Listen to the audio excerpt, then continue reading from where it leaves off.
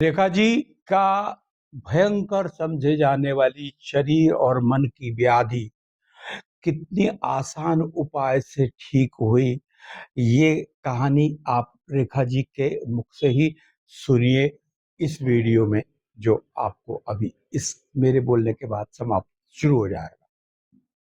1 महीना पहले हमारी नातन खत्म हो गई, बेटी की बेटी। उसके बाद में एकदम से घबराहट, टेंशन, खाना नहीं खिला रहा था, वो टूट के भग रहे थे खाना देख के। उसके बाद पूरी बहुत ही टेंशन हो गई थी। उसके बाद भर्ती करे मेरे को, वहाँ ले गए तो पूरी नस नाड़ी बंद हो गई, एकदम चौक हो गई, चल रही थी नहीं। एक हाथ में लगाए तो पूरी बंद, दूसरे हाथ में ढूंढ के लगाए।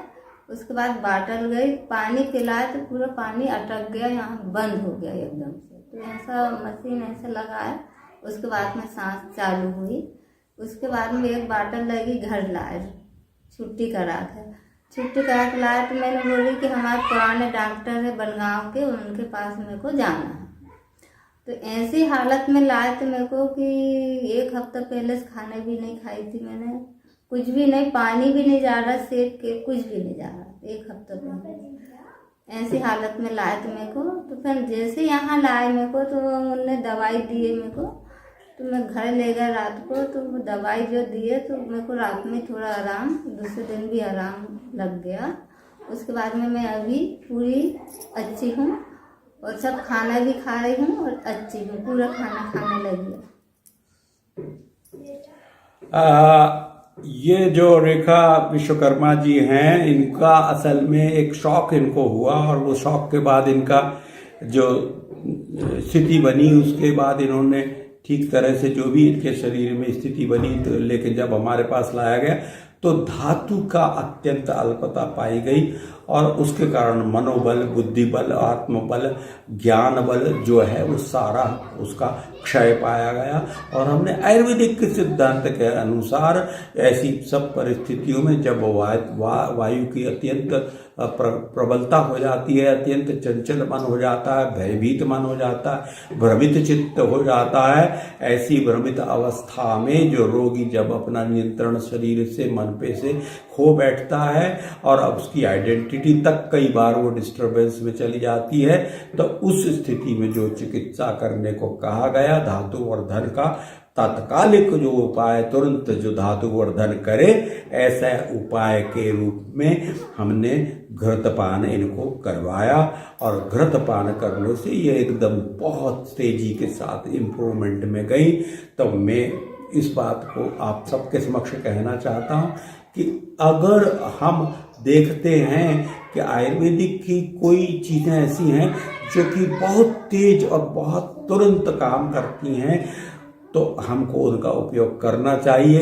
लेकिन अगर आप किसी बहुत पसीना बहाते हुए बहुत मोटे आदमी को आप घी पिलाओगे तो नुकसान होगा, लेकिन सूखे हुए शरीर में, कम धातु वाले शरीर में, जहाँ दुर्बल देह हो रही हो, मन दुर्बल हो रहा हो, वहाँ घृतपान का प्रशस्त है। लेकिन इसके लिए फैसला चिकित्सक के द्वारा, वैद्य के द्वारा होना चाहिए, और उसको प्रकृति का और परिस्थितियों का और सभी प्रकार से उसके पास में वो ज्ञान होना चाहिए कि इन परिस्थितियों में क्या शिष्ट है।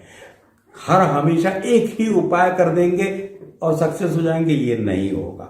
आपको परिस्थिति, जिसको आयुर्वेद में एक शब्द कहा गया, वैद्य का एक महान गुण कहा गया, वो ये प्रत्युत्पन्न मति, ये शब्द है।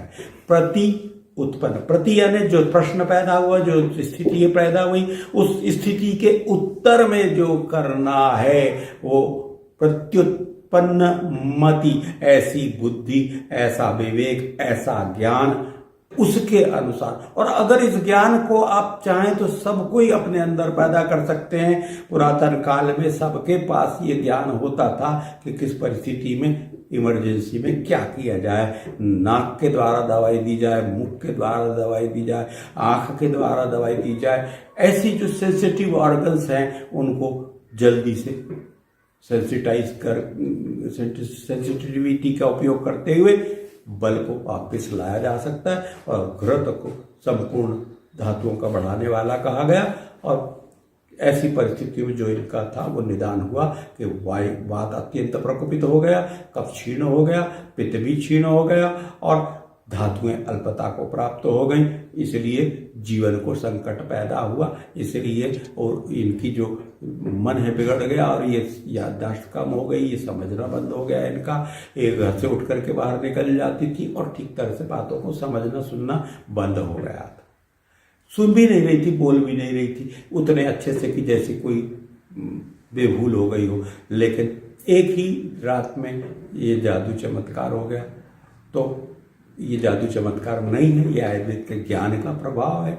आप इसको कोई टोना टोटका जैसा ना समझें, ये बिल्कुल पूर्णतया आयुर्वेद के ज्ञान के द्वारा ही ये चिकित्सा की गई। और मैं इसलिए इस बात को आपके समक्ष रख रहा हूँ ताकि आप समझें कि आयुर्वेद में भी इमरजेंसी का भी इलाज मौजूद है, बशर्ते कि मौका हमको मिले। तो मैं आपसे निवेदन करता हूँ आयुर्वेद के वैद्य के रूप में, चिकित्सक के रूप में, कि आप लोग हमको अवसर प्रदान करें तो हम अवश्य ही आपके लिए सेवा करेंगे। बहुत धन्यवाद।